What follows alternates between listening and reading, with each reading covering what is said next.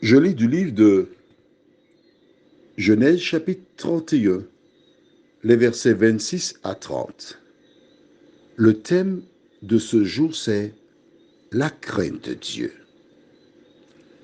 Alors Laban dit à Jacob, qu'as-tu fait?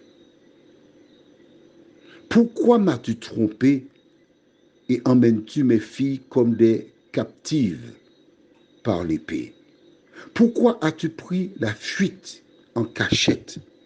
M'as-tu trompé et ne m'as-tu point averti? Je t'aurais laissé partir au milieu des réjouissances et des chants au son du tambourin et de la harpe. Tu ne m'as pas permis d'embrasser mes fils et mes filles. C'est en insensé que tu as agi. Ma main est assez forte pour vous faire du mal.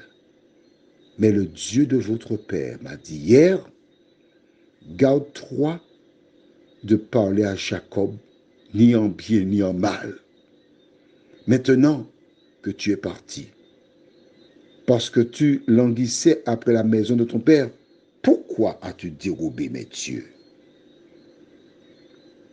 Prions. Seigneur, voici Jacob qui vient demander les comptes, Laban qui vient demander les comptes à Jacob. Cette histoire est belle, mais nous retenons de tout ce qu'il a dit qu'il a la crainte de Dieu. C'est pour ça qu'il ne fait pas le mal. Aide-nous à comprendre ce qu'est la crainte de Dieu. Nous t'en prions. Au nom de Jésus pour ta gloire éternelle. Amen. Je ne puis passer sous silence les propos de Laban. Il pose la question à Jacob, pourquoi m'as-tu trompé? Tu te rends compte? Laban qui a trompé continuellement Jacob maintenant, il pose la question, pourquoi m'as-tu trompé? Il tient Jacob pour responsable de la situation. Quand tu seras familière ou familier avec la Bible, tu verras que lorsqu'Élie, sur ordre de Dieu, ordonne qu'il ne pleuve pas, quand Akab, le coupable, le rencontre, il lui dit, c'est toi qui jettes le trouble en Israël. Et il lui répond, mais non, c'est pas moi, mais c'est toi qui fais ça. Les coupables ont toujours accusé les innocents. Mais revenons sur la crainte de Dieu. Qu'est-ce que la crainte de Dieu? À la lumière de ce que nous avons lu, je reprends à partir du verset 29.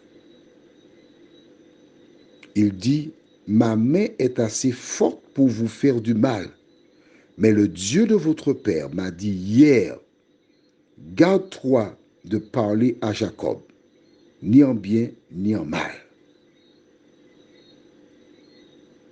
C'est un peu plus haut qu'il dit, attends, je te dis ça tout de suite, tu trompé.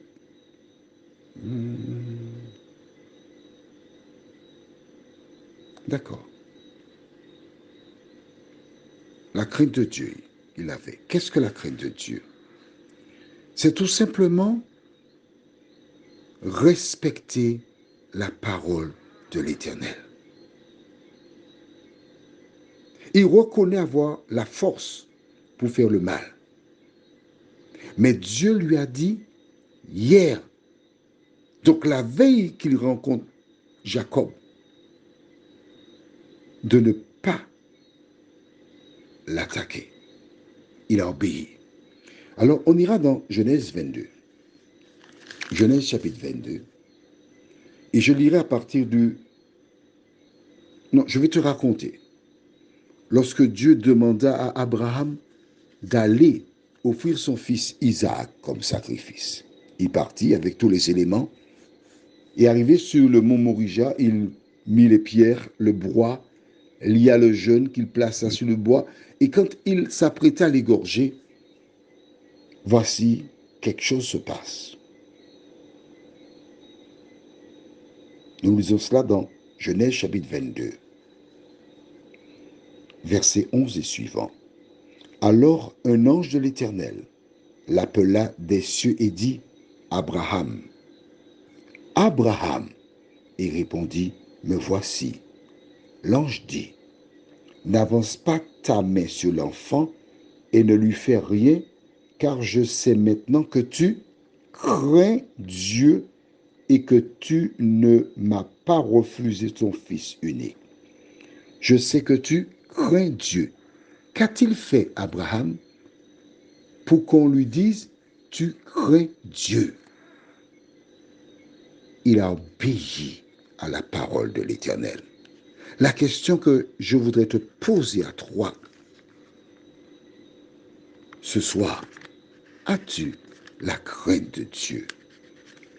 Laban, qui était un bandit de grand chemin, qui a trompé à plusieurs reprises, lorsque l'Éternel lui a parlé, qu'a-t-il fait?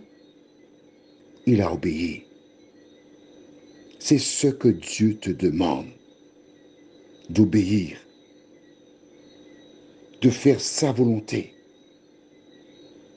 Alors, et toi, que fais-tu de la parole de l'Éternel?